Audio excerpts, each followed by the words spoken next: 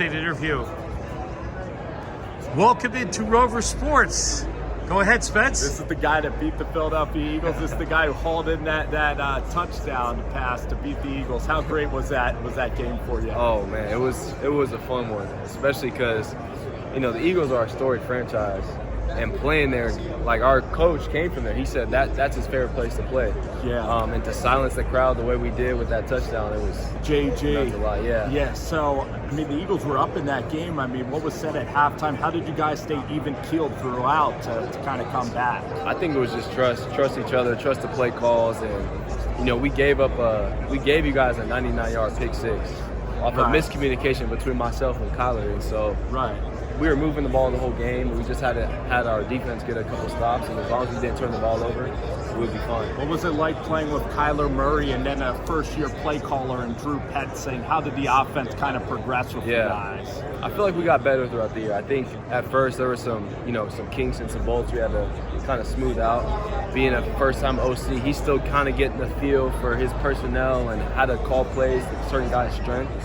And same thing with Kyler coming off the ACL injury last year. Like, it took him a while to get in sync and get rhythm again, but I think we finished out the year strong. I know it's a beast. Trey McBride was definitely a beast. Yeah, so we've got a lot of young talent, a lot of guys who aren't, I'd say, bona fide superstars, but are trending in that direction. I'm impressed how you guys, like, even with the record that was, happening, how you guys just didn't mail it in. Right. Like, every week you guys attacked. Like, how did you kind of keep that mentality? I think it's just a testament to the coaching staff and JG, and keep relaying the message, like, whatever you're putting on film is going to be evaluated, whether it matters or it doesn't matter. When I say matters, are we playing for a playoff berth or not?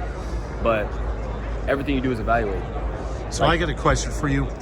It must have been fun when you saw the Eagles defense playing the teams before you. Yeah. And being from Philly, we're very critical.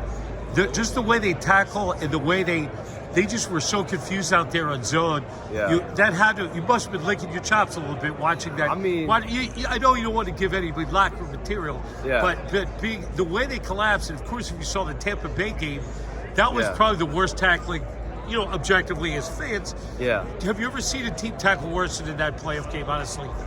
No. I know we're talking about the one when James Bradbury tried to tackle Trey Palmer. Yeah, that's exactly it. I'm going there.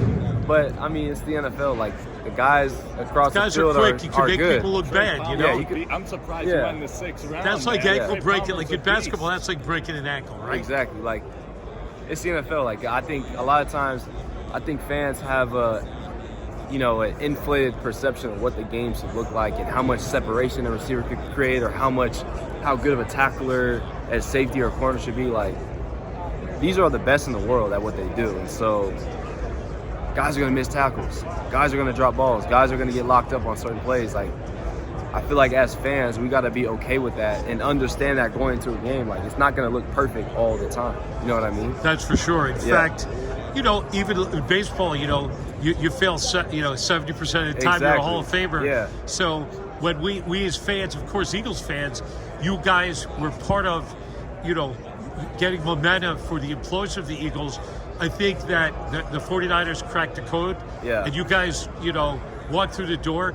And I think there was a lot of people who disrespected JG. Yeah. And I think he had the last laugh, to be very honest with you. Yeah, he definitely wanted to win that game for sure. I think there was, individual reasons as to why he wanted to win the game, as well as collective reasons. But I'm happy that we were able to go in there and get I'll tell you, I really like your draft class. Like, you got Paris Johnson, who seems like a great guy. Yeah, he is. And it seemed like you guys are kind of like building this fit. Yeah. It seems like you guys were underdogs, and JG just took all that flack for that. Yeah. All that stuff. No, we definitely want to build through the draft, and Monty and JG have emphasized that to us. Like, they want to build this thing and bring in the guys that they want to cultivate and mold to help ultimately, win championships. And you can still play physical football in a place as pretty as Phoenix, Arizona, Absolutely, right? Yeah. Our whole offense is built off the run game. Like, we want guys who hit and relish in doing dirty work. I want to know if you golf at all in Arizona. I don't. I went to a golfing event yesterday, but my swing is Well, guess what? terrible. You're a natural athlete.